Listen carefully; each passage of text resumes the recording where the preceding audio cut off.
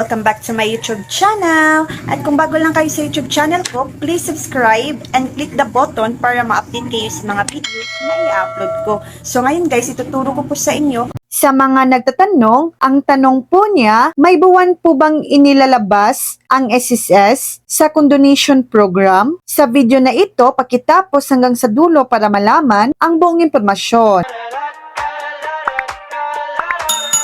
Hindi po may takdang buwan o schedule kung kailan inilalabas ng SSS ang mga condonation program.